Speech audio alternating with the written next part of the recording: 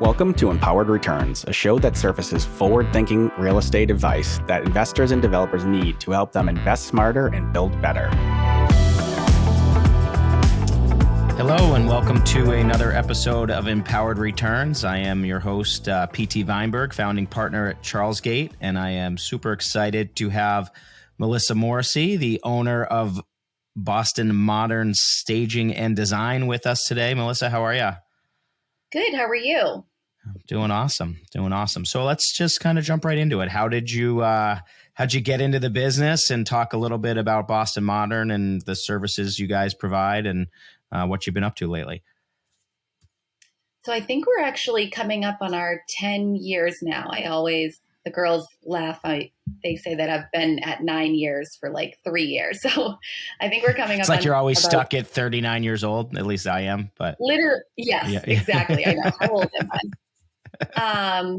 So back in the day, I actually was a real estate agent, a part-time real estate agent. And my friends are developers. And I got into it just by helping them with an open house in Hanover. It was a large, brand new construction home, and it was beautifully staged. And I remember the moment that it was my first time seeing a property that was staged. And I was sitting there and I called my friend that owns the development company.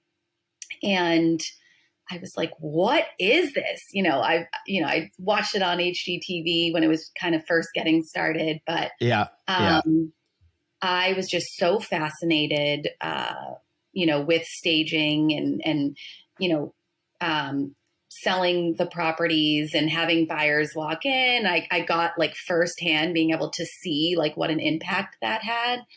And so from there, I just, really researched it, and I dove right in. I took a couple home staging courses, and I drove down to Plymouth to setting the space. And I, looked at their furniture stores, and I, just did a lot of research on it, and I absolutely loved the business. And I saw, I could just tell that this was going to be such a huge thing. And now, you don't ever see a property go on the market really that isn't staged. It's funny how that transforms. So you used the HGTV reference, and I will, stand by the fact that like that really was a catalyst to kind of get the universal buy-in for staging and model units. Like I remember when we first started, and I've got a little more gray hair. I'm a little older, right? We're in year 20 now. And it was like battle royale to get someone to agree to stage. And, we'll get into it a little bit more on the cost and the differences between, staging and like a serious like interior design, type job on a model unit in a new building or something like that. And there's definitely some nuances there. But, I think I always would say, I think the return is 3, 5, 10x, investment on staging. And, I think, again, the whole HGTV world really helped sort of get people over that mental hurdle of, do I need to do this, to the point where you said, like, you have to. And there's not much out there these days that's empty. And it's really hard to sell empty units, and it's counterintuitive, but empty units look smaller than when you furnish them, and so much stuff that we can go into. But enough rambling by me. Let's talk about the types of properties that you guys service. And then one thing I do want to get into, again, besides the delineation between, a staging versus a full scale, like interior design job, but also I know you guys have helped us a lot with like common areas and FF&E in newer buildings. And, we'll kind of jump around a little bit, but just talk about your core focus and, what's your approach to staging? What makes you guys different? And candidly, I think one of the best in the market. We work with a lot of real estate agents, and I think from my background with being in real estate, I know, how to keep the costs down. And I know that like a real estate agent sometimes is paying for, the staging. And so I think, we really like to work with all budgets. And, even if there's not like a full staging budget, we're going to make sure that we're still going to make a huge impact on the property that you're selling, creating a space that are going to appeal to a wide range of buyers. And if we're doing a luxury home in Newton, or if we're doing, a property in Dorchester, a condo, we're going to make each and every property feel luxury, and we'll be able to, work with, whatever the budget is, whether someone's selling $1 million property or if you're selling a $300,000, condo. That's something that we're really good with, is just creating, relationships and being able to, work with different budgets, but also, giving everybody a good product. Yeah. Is there like a general, just for the audience, right? Is there like a general range from a budgeting standpoint on, like a 1-bed, a standard 1,000 square foot 2-bed, a couple 1,000 square foot, townhouse style, like 3+ bed? And then can you kind of talk about then, because this is really a design development focused podcast, like, you start talking about model units at a big project and the difference of, it's great to be flexible and be able to meet different budgets, which is awesome. And that's part of the reason we love working with you and your firm, because both on the general brokerage side as well as the new project side, there's going to be different needs based on what the product type is. But just, generally speaking, what's the kind of range and how is it? Is it like a 3-month minimum? And, just sort of the pricing model, because I think a lot of people don't understand that, yes, it's an expense, but in the grand scheme, it's really an investment is the way it should be looked at, and an investment that I firmly believe will, return multiples, if people are willing to do it. Mm-hmm. Yeah, I mean, the price range for staging really depends on the size of the property. You could stage from anywhere from $1,300 to, it could be $10,000, depending on, right. Okay. if we're talking a huge, single family house. So, for us, we do 90-day lease terms. Say a 2-bedroom, 1,200 square foot condo in the city, that's typically in the 3,300 to 3,500 range for 90 days. So, it's a cost that I think a lot of people understand. It's something that you're going to get that money back. You're going to not see the property sit on the market for longer than 90 days. Like, hopefully you'll get an offer within the first couple of open houses. So I think, but going back to, the different price ranges, depending on like what the budget is, we usually try, maybe we don't bring as many pieces, or, we have different avenues and different ways to work with you on your property and make sure that, we're going to go in there and we're going to do a good job, and it's going to create an impact, no matter what the budget is. Yeah. So can you tell me about like a couple of memorable or like exciting projects that you either have done in the past or are working on currently that, really kind of stick out in your mind so far? Yeah. So we actually just staged this beautiful, mid-century, modern single family house. It was a renovation, project in Newton. And, with this particular property, we had to be very specific with what furniture we were going to use. And the developer was very specific as well. So we had a lot of fun with it because we were able to buy, a lot of new pieces. And we just got an email last night, and he said that the first buyers that walked in were just obsessed with everything. They loved the furniture, they loved the house, and they put in an offer over asking. So that property is nice. Really great because, we really went over and above, and it's nice. We'll be able to get our furniture back soon, and we'll be able to use it, in other properties.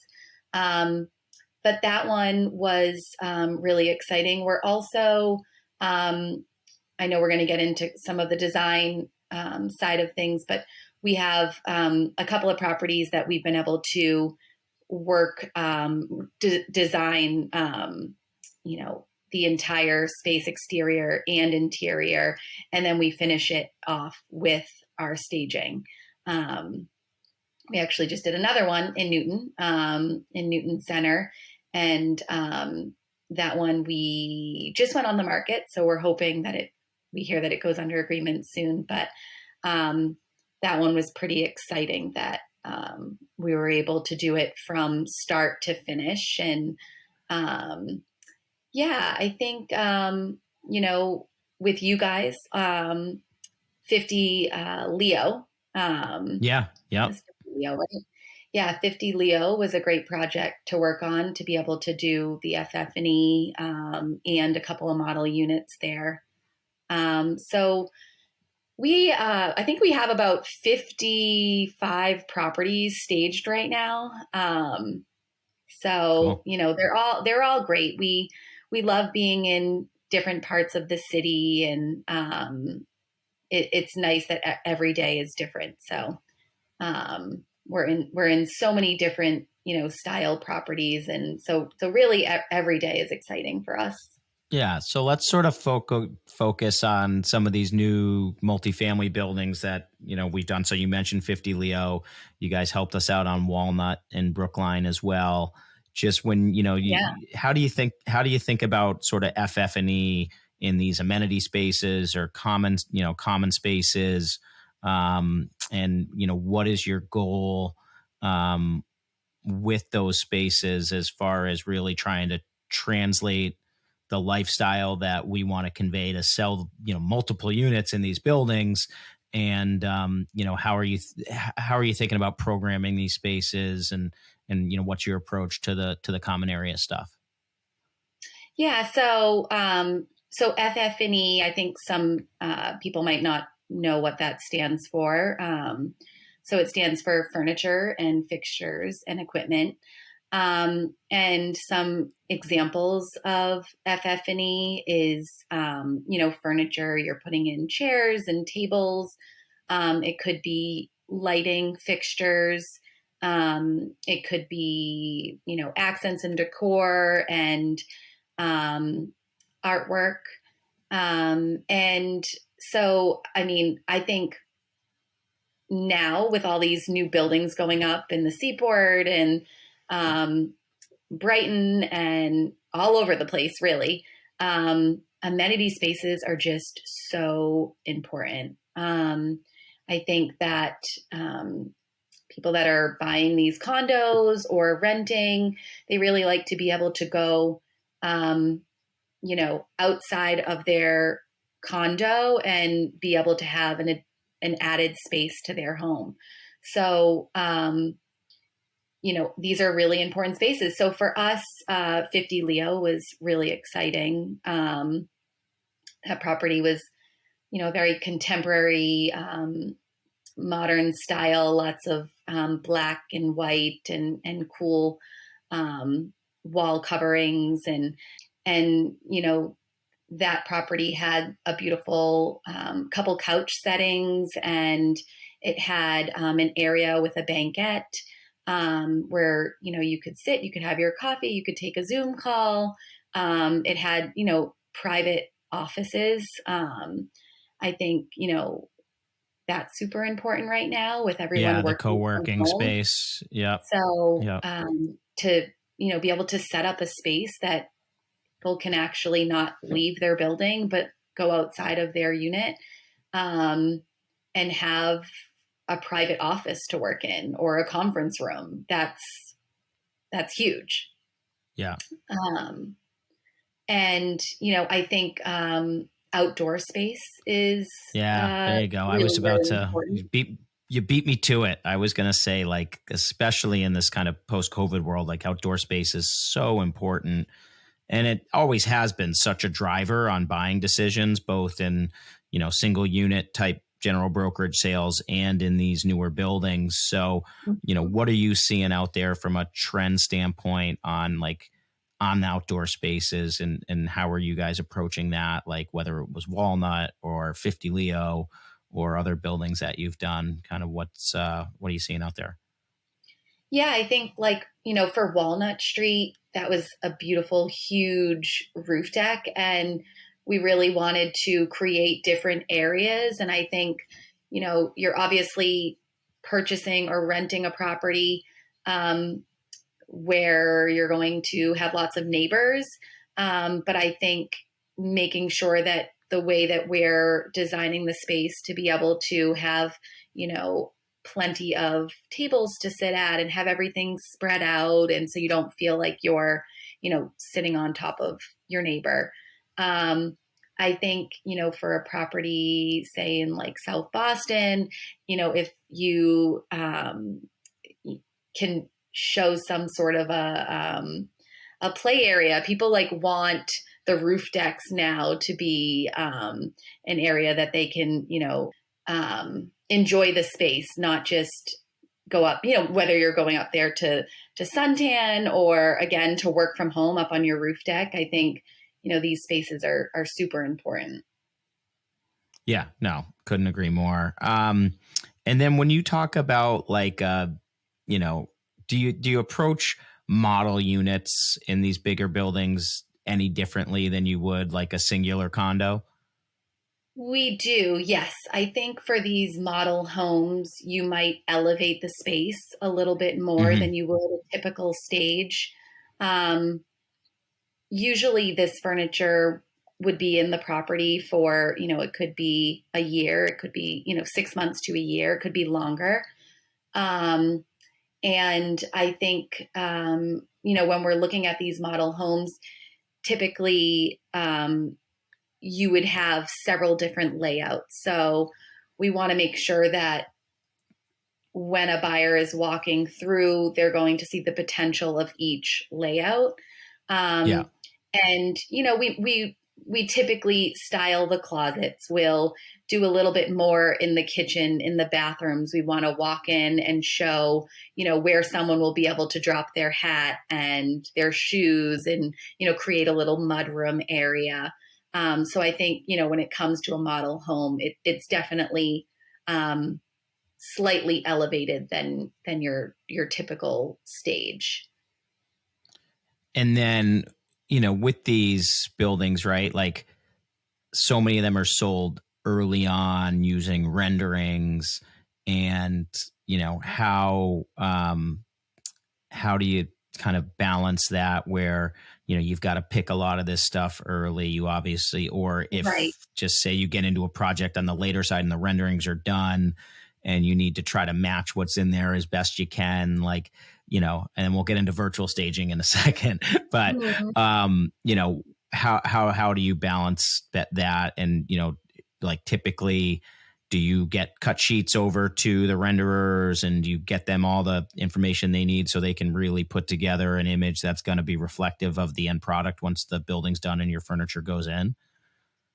Yeah, so I think for some of these properties that we're talking about, like 50 Leo or Cadence on Leo, um, those are properties that the designers, the interior designers of the building have already, come up with a color scheme and, what style furniture they want in there. So we would typically work off of that and try and, if there's going to be, we'll see pictures of a common space, whether it's one that we've worked on or not. And we like to kind of carry those colors and that style furniture up into the unit. Okay. So I think for us, that's always really fun because we can go out, we can purchase new pieces to really make sure that it fits the design of the overall building. Like I said, whether it comes to different colors that we use or whether it's mid-century modern, sofas and chairs, or, maybe it's a more traditional style property. So that's definitely, with these model homes, we want to make sure that, we look at the renderings and we look at what the common space is going to look like, and we kind of pull it all together. Yeah. So what is your opinion on virtual staging? Oof. I don't like virtual staging. We have had, when I tell you, we've had so many properties um, that are virtually staged. They end up calling us a month or two later, and then we come in and we stage it, and that does the trick. I think virtual staging really, it doesn't help. A buyer will see a listing online of a property that is virtually staged, and they will go to a home that is vacant, and they're just confused. Yeah. Yeah. I think you nailed it. I mean, I think it has its place in, much like renderings do, in things that are under construction where it's just physically impossible to furnish it in the, state of construction that it's in. And if you're trying to sell, for a better term, off paper, right? Like, I think virtual staging and renderings can be very, very useful. I couldn't agree more that, to sort of chintz out, for lack of a better term, and do virtually staged photos on a finished property. And then, to your point, people, they see them online, they get really excited. Oh, this place looks awesome. And then they show up and it's vacant and empty. There's so much psychology in all these buying decisions, especially real estate. And if, their first thing when they walk in the door is this disappointment because it's not living up to what drew them there to begin with, which was the imagery online, I think it's just a recipe for a no sale, is really what it comes down to. Right. And so, if you go back to, say there's like a large single family home, or like a really big open floor plan condo. And if it's virtually staged, someone walks in, and even if it's a large space where you would think, okay, someone would be able to tell where the dining room table goes. Like, this is a huge dining room, or this is a huge open living room, kitchen, dining area. If that space is vacant, no matter how big it is, especially with these open floor plans, buyers just don't know what to do with the space. They can't figure out where their couch is going to go, where their dining room table is going to go. And even looking at a photo that's virtually staged and then walking into a property that's vacant, it's still, it's going to distract them from actually seeing the great qualities of the home, versus going in, having it staged, and all the questions just go out the window. They can instantly picture themselves living there. And they can, walk through the home without having all of those questions.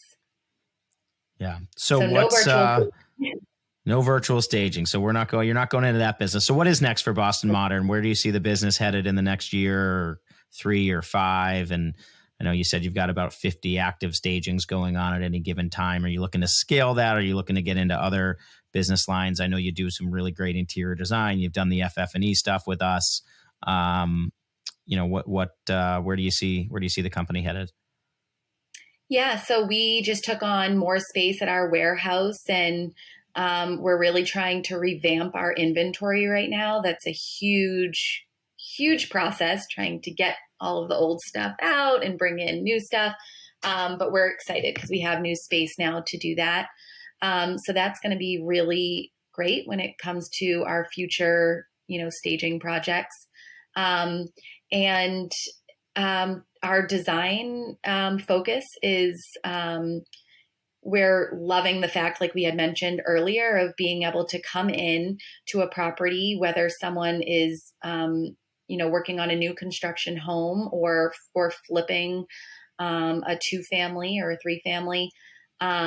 We love to come in at the beginning and work with you to design the interior and exterior. We love picking out tile and paint colors and working with the kitchen designers, and being able to just work on a property like that from start to finish and have it be staged at the end is really fun for us. And I think we're we have a great team of designers who are, very eager to take on more properties like that. And I think that, I would see in the next couple of years, that's going to be a whole separate side of our business. So cool. Awesome. Exciting stuff. Kind of winding it down here. I know you, like me, your kids are a little younger, but you've got some young kids. So what have you got any good books you've read lately? Are you a movie girl or a TV girl? Any shows or movies you've seen? So not a lot of time for myself to be able to, watch any shows. But lately, like the rest of the world, I've been crazy about the Vanderpump Rules. Yeah. I got sucked into a little bit of that the other night, the reunion. That's some serious TV right there. Yes, it is. So yeah. After I get my work done at night, I've been trying to stay up to watch that. But there you go. We're in busy season right now. So that is the focus. Just work. Stage, design. I love it. Exactly. Well, thank you for joining us. Truly been great getting to know you and working with you over the past few years. You guys are awesome at what you do. Boston Modern Staging and Design. Melissa Morrissey, thank you again for joining us, and I'm sure we will talk to you soon. Okay, thanks. And thanks to everyone for listening to this episode of Empowered Returns. We'll catch you next time. Thank you for listening to another episode of Empowered Returns. If you're a forward-thinking real estate investor or developer looking for actionable advice that will help you generate market-beating returns, make sure to subscribe on Apple Podcasts, Spotify, or wherever you get your podcast fix. I'm Mike DeMello with CHARLESGATE, and I'd love to connect on LinkedIn and further the conversation for any specific questions you may have. Thank you for listening.